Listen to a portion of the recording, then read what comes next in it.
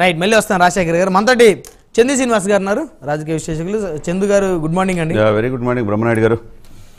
So మొత్తానికి ఎవరిది confidence ఎవరిది ఓవర్ కాన్ఫిడెన్స్? ఇప్పుడు చింతా రాజశేఖర్ గారు మాత్రం 120 నుంచి 130 స్థానాలతో వైఎస్ఆర్ కాంగ్రెస్ పార్టీ ప్రభుత్వాన్ని ఏర్పాటు చేయబోతున్నారు. అదేవిధంగా పెరిగిన ఓట్ పర్సంటేజ్, మహిళల ఓట్ పర్సంటేజ్ పెరిగింది గతంలో కన్నా. ఇదంతా కూడా వైఎస్ఆర్ కాంగ్రెస్ పార్టీకి అనుకూలంగా ఉండే పరిస్థితులు ఉన్నాయంటూ ఆయన అయితే విశ్లేషణ చేశారు. మరి ఇప్పుడు చింతా రాజశేఖర్ గారిది కాన్ఫిడెన్స్ అనుకోవాలా మరి లేకపోతే ఏమనుకోవాలి చెప్పాలా? ఓకే, ముందుగా ప్రైమ్ 9 వీక్షకులకి బ్రహ్మనాయుడు మీ గారికి చింతా రాజశేఖర్ గారికి గుడ్ మార్నింగ్ చెప్తూ, చింతా రాజశేఖర్ గారు కంటే ముందు ఆయన అభిప్రాయాలతో పాల్పంచుకునే ముందు ఆంధ్రప్రదేశ్ ప్రజలు విభజన ఆంధ్రప్రదేశ్ కావచ్చు, ఇప్పుడు సపరేట్ అయిన అంతమంది కలిసి ఉన్నప్పుడు కావచ్చు, ఇప్పుడు ఫస్ట్ టైం ప్రజలు తన ఓటు హక్కుని, ప్రజాస్వామ్యంలో ఏంటంటే ఓటు హక్కు వేసిన వ్యక్తే మాట్లాడటానికి అర్హులు. ఆ ఓటు హక్కుని ప్రజాస్వామ్యాన్ని కాపాడటానికి తండోపతండాలుగా వెళ్ళి రాష్ట్ర సరిహద్దుల నుంచి ఒక హైదరాబాద్ నుంచి దాదాపు 45 lakhs హైదరాబాద్ సరౌండ్ నుంచి వెళ్ళారు. ఎన్ఆర్ఐసే దాదాపు 5 లక్షల పైన వచ్చి అన్నారు. ఏదైనా కానీ ఓటర్లో చైతన్యం రావటం అనేది ప్రజాస్వామ్యానికి మంచి రోజులుగా కనపడుతున్నాయి. అది ఎవరికి వెళ్ళారా, అది సైలెంట్ ఓటింగా, అది ఎవరికి వాళ్ళు మాకు వచ్చినాయని చెప్పి వీళ్ళు అనుకుంటున్నారు. ఏదైనా కానీ 2019 ఎలక్షన్స్లో పోలిస్తే 2024 ఎలక్షన్స్లో 81.66% రావటం, 2.9 ఓటు పెరగటం, పర్సంటేజ్ పెరగటం అనేది ఒక మంచి పరిణామంగా మనం భావించాలి. అవును, అది ఫస్ట్ పాయింట్. రెండోది, చింతా రాజశేఖర్ గారు చెప్పిందంటూ నేను పూర్తిగా విభేదిస్తున్నా. ఎందుకంటే యాజ్ ఎ లామెన్గా మనము సమాజం చూస్తాం, వాస్తవానికి రియాలిటీకి దగ్గరగా ఉండాలి. 2019లో ఎంతమంది ఎన్ని ఓట్లు వచ్చినాయి అనేది నేను స్టాటిస్టిక్గా చెప్తాను విత్ ఎవిడెన్స్. 49.95%తో 2019లో జగన్మోహన్ రెడ్డి గారు వైఎస్ రాజశేఖర రెడ్డి గారు కుమారుడిగా ముఖ్యమంత్రి పదవి చాలా కష్టపడి వచ్చారు. 2014 పోరాడారు, 6 పదవులు 60 ఆ స్థానాలకు. ఆ రోజు పవన్ కళ్యాణ్ గారి మద్దతుతో కూటమి అది చంద్రబాబు నాయుడు గారు అధికారంలో వచ్చారు. 2019 విడిగా పోటీ చేశారు, అది బెనిఫిట్ అయింది. 1,55,88,569 ఓట్లు వచ్చినాయి, గుర్తుపెట్టుకోండి బ్రహ్మనాయుడు. ఎందుకంటే తర్వాత టీడీపీ పోటీ చేస్తే 39.18%తో 1,23,04,628 ఓట్లు వచ్చినాయి. రెండింటి మార్చి చూసుకోండి. అదే సమయంలో జనసేన 17,36,811 ఓట్లు వచ్చినాయి. అంటే అది 6.78 సరే 6 వేయండి, యావరేజ్ 6. సరే, ఆయన అనుకున్నట్టు చింతా రాజశేఖర్ గారు అనుకున్నట్టు 5 పాయింట్ అనుకోండి.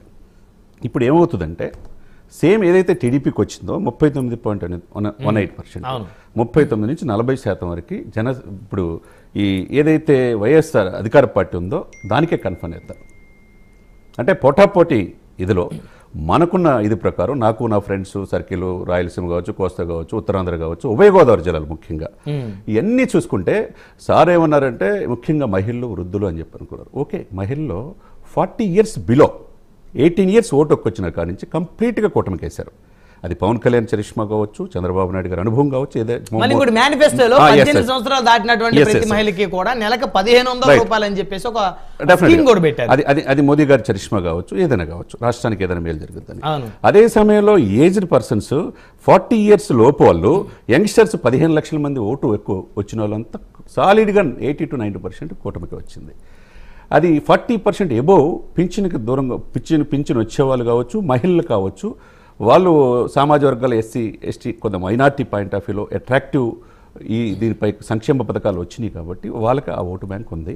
కాబట్టి ఇక్కడ ఏంటంటే గత ప్రభుత్వంలో 2019లో 151 సీట్లు 22 మంది ఎంపీలు ఇచ్చి ప్రజలు ఈసారి 68 సీట్లు మాత్రమే పరిమితమయ్యే అవకాశం ఉంది పోటాపోటీ పోర్లో.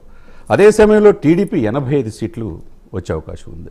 జనసేన అవుట్ ఆఫ్ 21కి 17 సీట్లు. ఉభయ గోదావరి జిల్లాలతో పాటు రాష్ట్ర వ్యాప్తంగా పవన్ కళ్యాణ్ ఏంటి అనేది ఓటు ట్రాన్స్ఫర్మేషన్, ఓటు పోలరైజేషన్ కాదని నేను కూడా అనుకున్నవాడిని. ఇది జరగదు అని నేను అనుకున్నవాడిని తక్కువ సీట్లు తీసుకున్నప్పుడు. కానీ అది నేను చూసా, పిఠాపురం ప్రత్యక్షంగా వెళ్ళాను, ప్రజల్లో చైతన్యం చూశాను, మీరు వెళ్ళారు చూశారు. లేకపోతే వన్ సైడ్ జరిగింది. 86.87% పోలింగ్ కాదు, హైయెస్ట్ అనుకుంటా ఇప్పటివరకు పిఠాపురం చరిత్రలో. సరే, ఇక్కడ ఏంటంటే చివరికి జగన్మోహన్ రెడ్డి గారు వెళ్ళి డిప్యూటీ సీఎం ఇస్తాము, ఈవిని తీసుకోండి, మా సిస్టర్ని, మా తల్లి లాంటిది అని చెప్పినా ఇక్కడ ప్రజలు ఏంటంటే పవన్ కళ్యాణ్ అనే వ్యక్తిని ఆదరించారు. అది త్వరలో తెలుస్తుంది, అది పక్కన పెట్టండి. అతను కూడా ఓడిపోతారని చెప్పి అనుకుంటున్నారు వైసీపీ వాళ్ళు చాలామంది.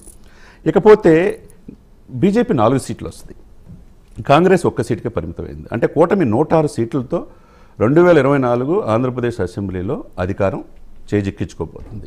ఎందుకు అధికార పార్టీ అధికారానికి దూరం అవుతుంది అంటే, ఇందాక మీరు చెప్పిన పాయింట్లో 151 సీట్లు ఇచ్చినప్పుడు 20 మంది ఎంపీలని మెడలు ఉంచుతానన్న జగన్మోహన్ రెడ్డి గారు 59 నెలలు, అంటే ఎలక్షన్ కోడ్ 1 మంత్ తీసేయండి, 59 నెలల్లో ఏ రోజు కూడా రాజ్యసభలో కావచ్చు ఏదైనా కావచ్చు 30 మంది ఎంపీలు ఉంటే బిల్లులకి అడగకుండానే మద్దతు ఇచ్చారు.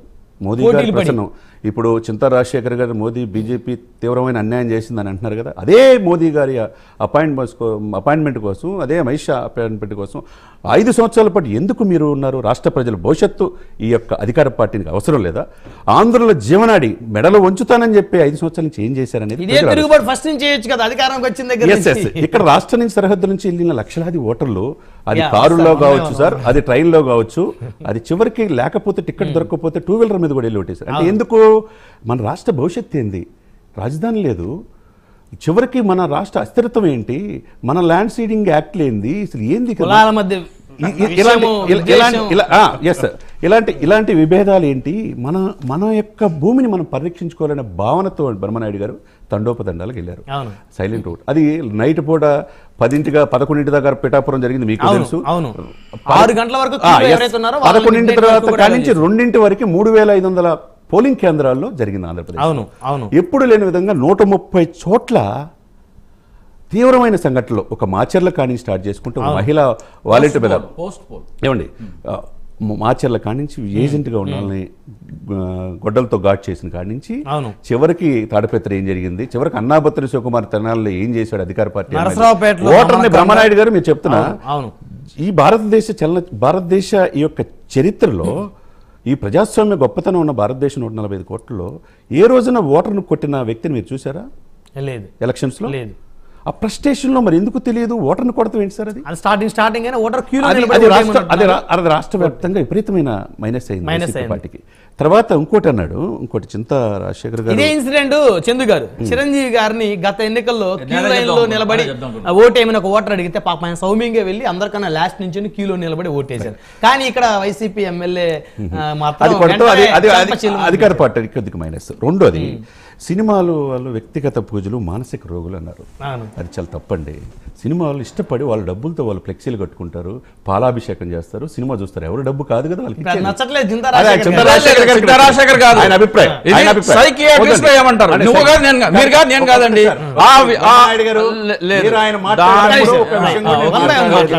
బ్రహ్మనాయుడు గారు 12 నిమిషాలు టైం ఇచ్చారు. నాకు టైం ఒక వ్యక్తిని వ్యక్తిగత హననం చేయటం అనేది వైసీపీ పార్టీ కావచ్చు కొంతమందికి అలవాటైపోయింది. వ్యక్తిగత హననం చేస్తే అది ప్రజలు స్వీకరించదు. పవన్ కళ్యాణ్కి 3 పెళ్లిళ్ళు 4 పెళ్లిళ్ళు కాదు కావాల్సింది. ప్రజాక్షేత్రంలో ఆంధ్రప్రదేశ్ ప్రజల్లో ఆంధ్రుల జీవనాడి పోలవరం పూర్తయిందా? జాబ్ క్యాలెండర్ ఉందా? మద్యపాన నిషేధం దశలవారీ అని చెప్పి ఎందుకు మద్యపాన నిషేధం విధించలేదు? తీర ప్రాంతం 974 కిలోమీటర్లు గుజరాత్ తర్వాత అంత ఉండి ఎందుకు పరిశ్రమలు లేదు? ఐటీ పరిశ్రమ పక్కనున్న తెలంగాణలో 3000 ఐటీ కంపెనీలు ఉండి పట్టుమని 10 కూడా ఆంధ్రప్రదేశ్కి ఎందుకు లేవు? ఇది అడుగుతుంది.